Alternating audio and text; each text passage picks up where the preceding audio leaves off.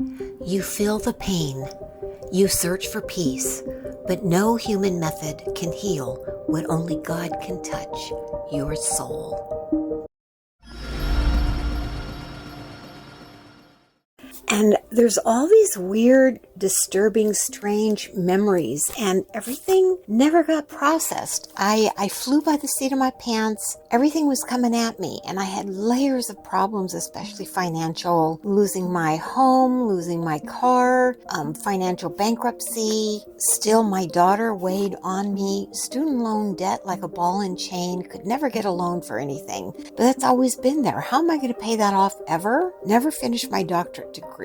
And that was where the crossroads came in later, much later. I had to go through hell before I finally came to the decision, or God opened my eyes, possibly, to counseling isn't the way. It isn't what heals. It isn't addressing the person's living soul. And if their soul is out there, still under the auspices of the world, and they're on their own as a human being walking the earth without God, the way we were made to walk in the garden with God. That's how humans were made originally, and they walk with God. Now we walk without God, and we're out here on earth with a bunch of other people that don't walk with God, and it's a free-for-all, and we live in sin with our sin nature. Things just get worse, and we get buried in problems and buried in emotional stuff. And it's good to lean on someone and let them know the torture you've gone through and the horrible things and the injustices and things. And our courts should be concerned with justice. But we have courts full of unjust people, not only attorneys, but judges that have gone bad. And we rely on these people that are not saved, that are not godly, and they're going to make decisions for us. And we're going to have Congress, legislators writing bad laws. And these kinds of things have made our country start falling apart. It is not the natural way. It is not the natural order of things. It is not how God made us. He made us, God and man and woman, to walk in the Garden of Eden, which means walk with God in our daily lives, walk with Him, talk with Him. And He is very much a part of our lives. It's like God's plan, an original outline for us was to walk with Him daily. And look at how many years it's been. Some people say the earth is 6,000 years old, or maybe a little bit more. God has been going all this time waiting for us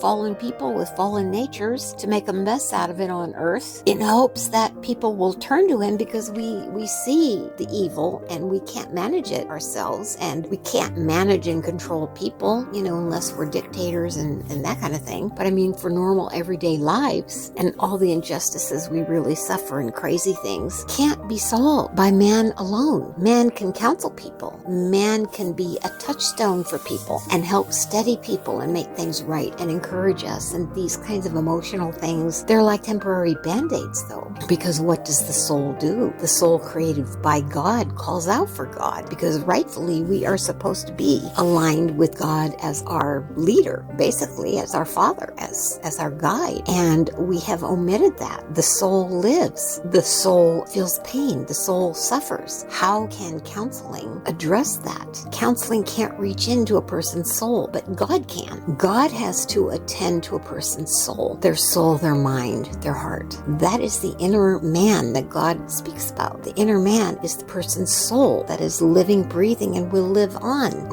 through eternity. And that is God-given, and that is given by God because we're created by God. Only God can change that. Man cannot change that. So mental health is an offspring of mankind needs help. So we've created that for a living, to try to solve people's problems and help them and alleviate some of the pain. But God showed me it isn't what really treats people. Only the Lord and His hand can work on people, shape people like clay on the potter's wheel, so to speak, and form us into the creatures we were meant to become. Had we been walking with God all along, since childhood, we would have been formed into those beautiful people He wanted us to be. Man has made a mess of it. So counseling isn't the way. Counseling isn't addressing the soul. Counseling leaves out the soul altogether. It is superficial. It is a band-aid. It may be a temporary fix. It may help you feel a little bit better. And we all know about medication.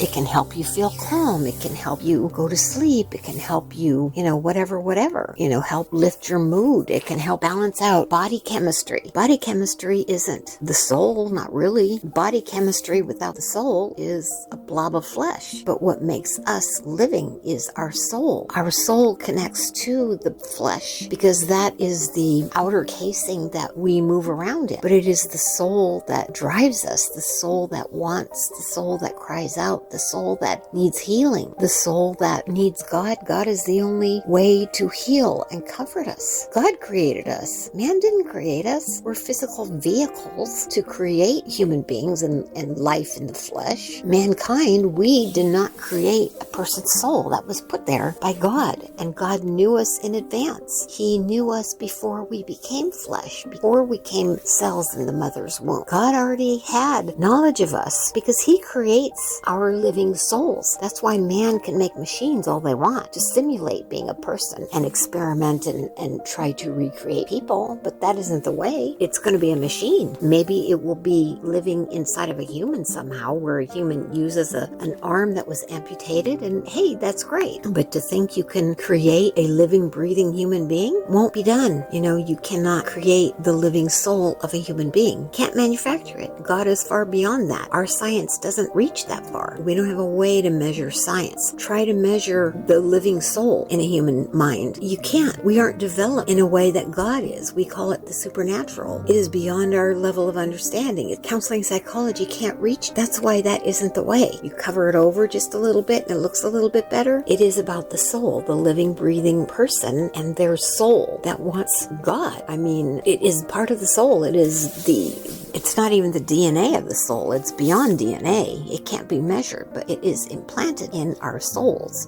that God created us. Deep down inside, we really have known it's been God that created us all along. It is God. Nothing else even makes sense, And if you don't know God, you can't speak about God intelligently, and you don't know the way. You can't dictate for other people because you're lying when you think you know God well enough to make statements and claims like about the Bible or things, and you're not a believer yourself. What would you know? How would you know the Holy Spirit? How would you know about a person's soul? You know nothing. You're trying to fix a blemish. You're trying to do it your own way because man is conceited. Man is arrogant. Man doesn't think they need God. Man thinks you're weak if you need God. No, it's just the way we're manufactured and made by God and created. We were created to have God in our lives. That is the original way man was made, to have God in our lives. The knowledge of God is how the original man was made by the Creator, the one and only true God in heaven through Jesus Christ. That is how we find the way to the Father in heaven. We're given His Spirit, His Holy Spirit that resides within us once we believe, and He can guide us through it. God knew you before you were even born, and He's still calling you back to Him today.